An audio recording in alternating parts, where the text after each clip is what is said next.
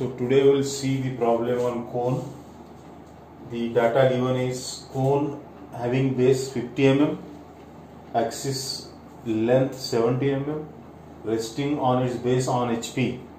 So when a cone is resting on its base on HP, in top you will get a circle, in front view you will get a cone as a triangle. Then this is what is projection part. Simple. Resting on its base on HP with axis this much, base this much. Then the section part, it is cut by a plane perpendicular to VP. So perpendicular to VP, this is wall, this perpendicular to VP means cutting plane line in the front view. This same can be called as AIP.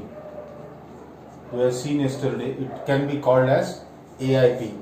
So it is cut by an AIP or perpendicular to VP, inclined 45 degrees to HP. So the inclination is given as 45 degrees and passing through a point 25 mm from the apex. So this is our apex.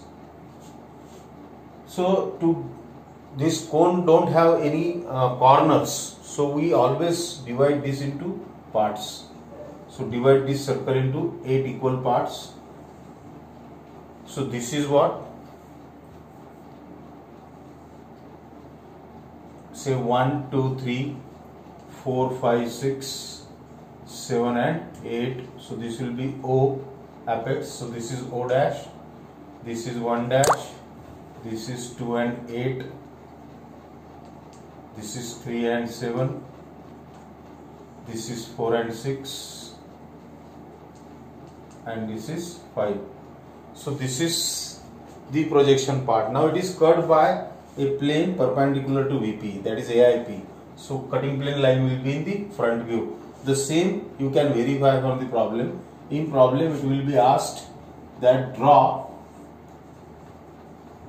front view, sectional top view and TS. So when it is draw front view, it means you will get, when it is sectional top view, it means you will get the section plane line in front view. So the same you can verify from the problem itself. So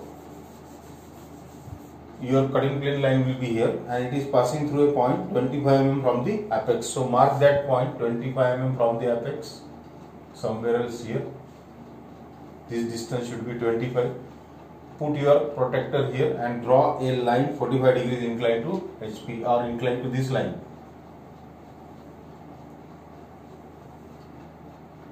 So this is what is the section plane line. Now these are the generators.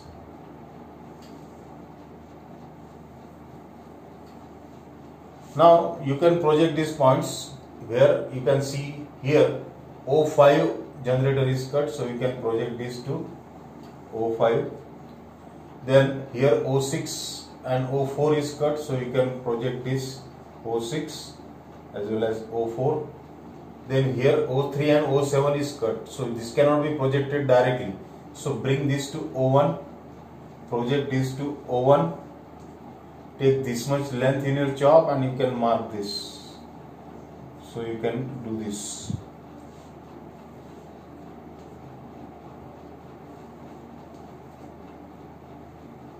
Then here the O2 and O8 is cut, can be projected directly, and here O1 is cut, so this can be projected. So you can join this. So this will be the sectional top view. You can hash this. Now you have got say A, then B, then C, D, E, F, G and H. So this much points you have got. So you can, to get the true shape, draw a line parallel to this, project these points 1, then 2, 3, 4 and so on this projector there is one point, so take this much distance in your chalk, you can mark this. On this projector there are 2 points, one here and two here, so you can mark these points. Then on this projector there are again 2 points, so one, and this will be the 2 somewhere else, so mark these points. Then on this projector again there are 2, so 1 and this is 2, so there are 2 points. And on this projector there is 1 point, so you can mark this, and you can get this as the sectional true shape. You can hatch this 45 degrees inclined lines equally spaced. So this is what is the sectional true shape. The cone resting on its base on HP, curved by a section plane perpendicular to VP, or it can be called as AIP, 45 degrees inclined to HP. This angle is given as 45 degrees, and it is, this section plane is passing through a point 25 mm from the apex. So it is cut like this.